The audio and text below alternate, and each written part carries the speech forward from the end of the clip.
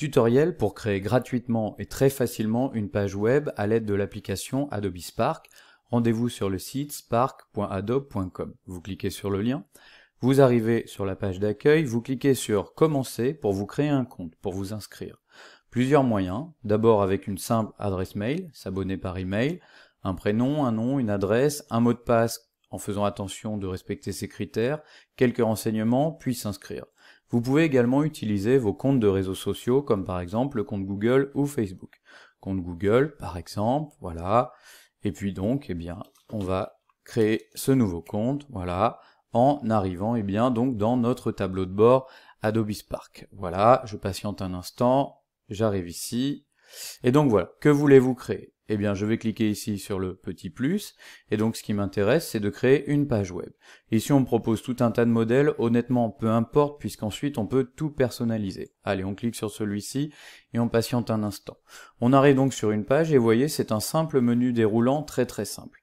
Alors, on va commencer tout de suite avec donc l'entête de notre page. Imaginons, eh bien, que l'on décide de créer une page web sur Paris, voilà, et puis donc on peut ajouter un titre, ici un sous-titre, voilà. Et ensuite, vous allez voir que c'est extrêmement simple, on va travailler toujours avec les petits plus.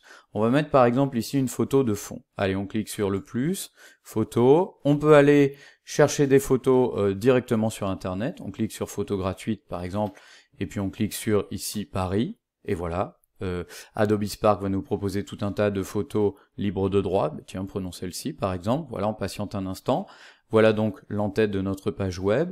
On peut travailler un petit peu par exemple en modifiant le point de focale si on le souhaite. Voilà, on peut déplacer si on veut ce point pour que ça nous convienne davantage. Voilà. Et puis bien sûr, si cette image ne nous plaît pas, il suffit de la remplacer ou de la supprimer. Allez, on dit qu'on est satisfait, on enchaîne. Ensuite, on va toujours travailler avec ce petit plus et donc toujours ces mêmes menus.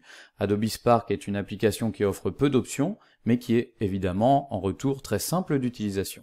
On va rajouter un texte. Allez, on clique sur texte et puis on va indiquer par exemple, voilà, Paris, capitale de la France, compte près de, allez, 12 millions d'habitants si on prend large, etc., etc. Et on pourrait bien sûr ajouter autant de texte que l'on le souhaite.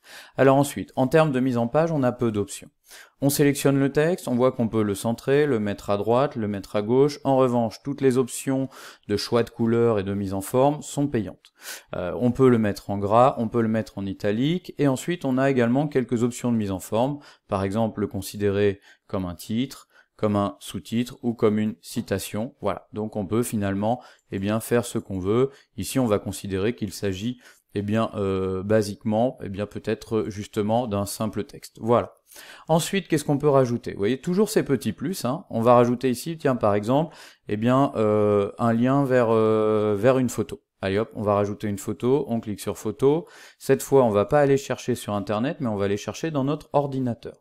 On clique sur transférer photo, on arrive par exemple dans le dossier mes images, et puis on va prendre une photo de Paris, peu importe laquelle, tiens celle-ci, voilà, un panorama de Paris, voilà, l'image s'affiche. Là encore, on a quelques petites options sur la gestion de cette image. Soit on la met sur toute la largeur de la page, soit on peut la mettre dans une simple fenêtre glissante, soit on peut décider tout simplement de l'intégrer comme une simple image. On a également la possibilité d'ajouter une légende, donc ici par exemple, on peut indiquer, voilà, panorama de Paris la nuit. Et puis, on enchaîne. Remarquez que si on a oublié quelque chose, on peut tout à fait cliquer sur le petit plus pour rajouter justement quelque chose. Tiens, par exemple, ici on va rajouter un lien. Alors, on a trouvé par exemple un site qui présente le Paris historique, que l'on trouve intéressant, voilà. Ce site est bien fait, c'est un site officiel, très bien référencé, on va l'ajouter sur notre page web. Donc je vais cliquer ici sur le plus, et pour ajouter un lien vers une page web, je vais choisir l'option bouton. Je clique sur bouton, je vais donc indiquer ici, voilà, lien vers le Paris historique, et donc je vais tout simplement copier l'URL, l'adresse de ce site, pour la placer ici. Ensuite, je peux centrer mon bouton, le mettre à droite, à gauche, peu importe, voilà. Voilà qui est fait. Donc ici, j'ai mon texte, mon lien vers le site web et ma photo. Ensuite, on va continuer. Par exemple, tiens, on va décider de scinder l'image. C'est-à-dire qu'on va mettre une partie à gauche et une partie à droite. Tiens, on va présenter par exemple le quartier de la Défense. On clique sur ajouter, on va aller chercher une photo, pareil, dans notre ordinateur. Voilà, par exemple, cette photo que l'on avait préparée. Et puis sur le côté, on ajoute ce qu'on veut. Une photo, un texte, un bouton, c'est-à-dire un lien vers un site web, ou une vidéo. Tiens, par exemple, on a ici sur Wikipédia un texte qui présente la Défense, donc on va copier ce texte, et puis on va tout simplement le coller ici, en ajoutant bien sûr la source, Wikipédia. Voilà. Ça c'est fait, et donc évidemment, là encore, on a accès aux différentes options. Voilà, on peut finalement décider de centrer notre texte, par exemple. Voilà. Alors on est satisfait, on va continuer. On peut également insérer des vidéos. Alors attention, quand on parle d'insérer des vidéos, c'est seulement des vidéos YouTube, Vimeo, ou des vidéos Spark qui ont déjà été référencées. Ici, par exemple, sur YouTube, j'ai trouvé une vidéo de l'Obs qui présente un survol de Paris par drone. Allez, c'est une belle vidéo. Je clique ici, je récupère l'adresse, je retourne dans mon Spark, et donc, ajouter la vidéo, je vais tout simplement coller le lien, et je fais enregistrer. Je patiente un instant, voilà qui est fait. On continue de dérouler les options. Alors, photo c'est vu, texte on a vu, le bouton c'est pour mettre un lien vers un site web. Au passage, vous pouvez mettre un lien vers un document que vous avez dans un Google Drive par exemple, ça peut donc être un PDF, un fichier texte, ce que vous voulez, ça créera donc un fichier téléchargeable. Vous avez la vidéo qu'on a déjà vue, tiens on va voir grille de photos. Allez on clique sur grille de photos c'est finalement une galerie. Pareil, on peut aller chercher des photos sur internet ou sur notre Google Drive, mais on va aller dans notre ordinateur. Imaginons qu'on veut faire par exemple quelque chose autour des grands magasins de Paris. Voilà, on avait préalablement sélectionné une série de photos, on les sélectionne donc toutes et on clique sur ouvrir. On patiente un instant, voilà, les photos se sont affichées sous la forme d'une galerie. Alors bien sûr, on peut tout modifier, hein. On patiente évidemment le temps que les photos se chargent, mais on peut décider par exemple que celle-ci sera ici, on peut décider par exemple de passer celle-ci au-dessus, voilà.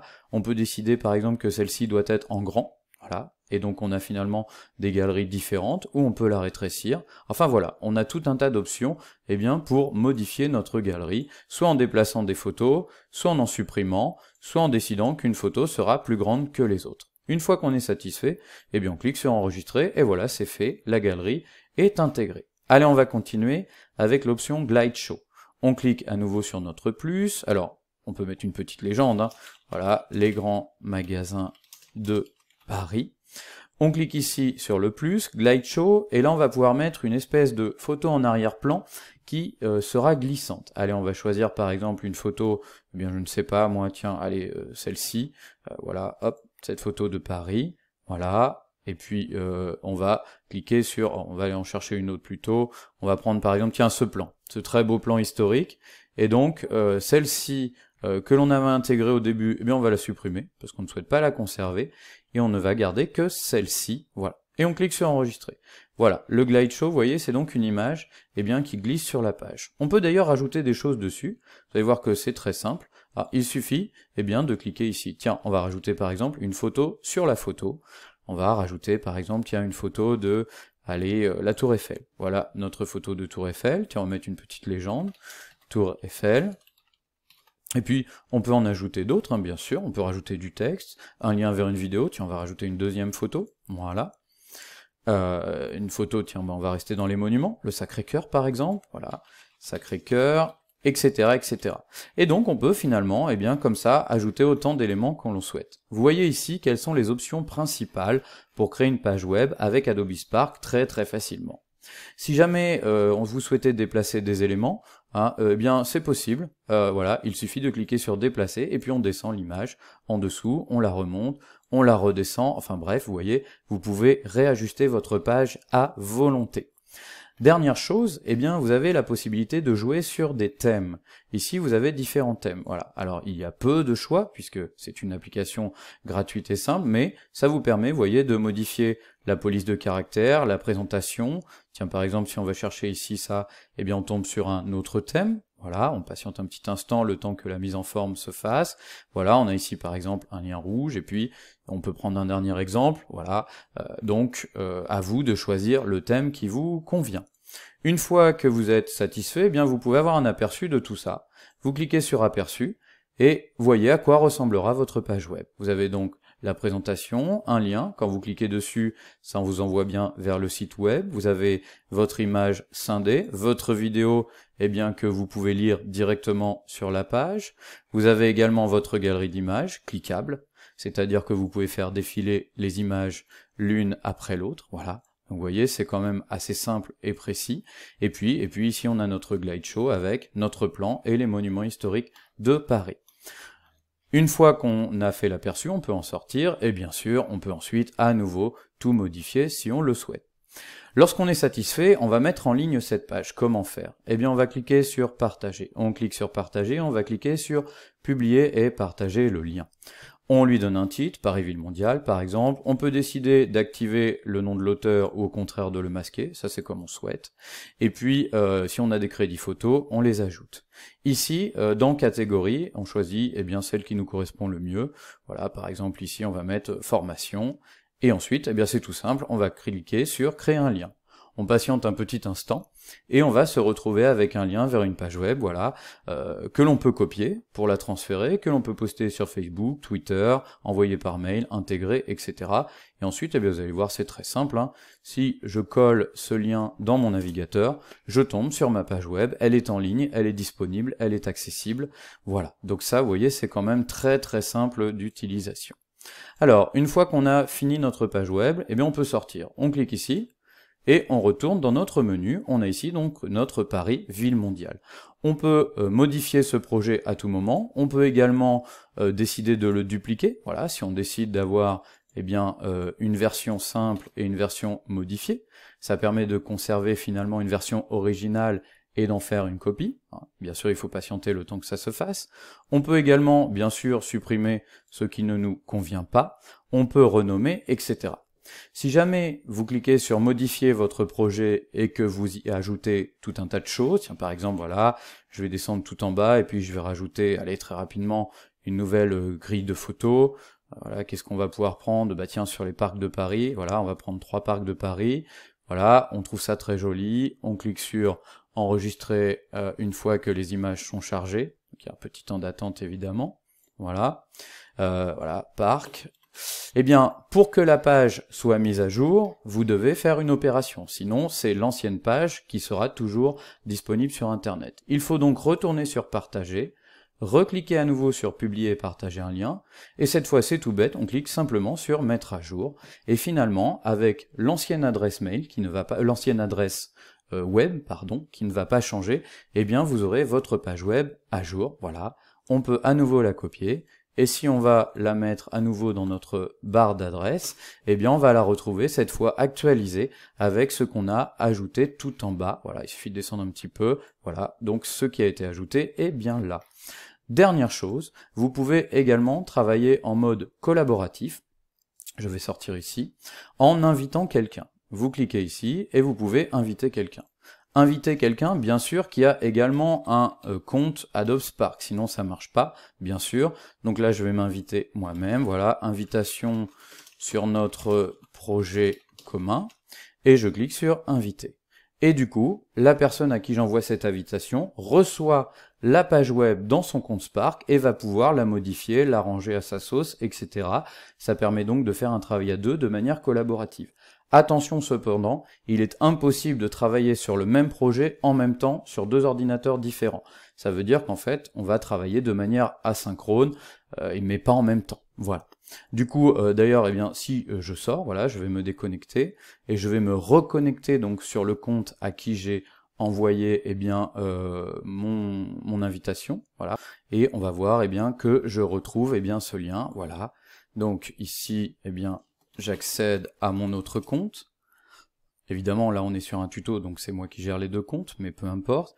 Et donc lorsque j'arrive eh bien dans mon compte Spark, voilà, on m'indique que j'ai reçu une invitation, que je peux rejeter ou accepter, et surtout, eh bien, je vais pouvoir constater eh bien, que le projet est disponible ici, voilà, partager avec vous, le projet est ici, je peux l'éditer, le modifier et en faire ce que je veux. Maintenant, c'est à vous de jouer.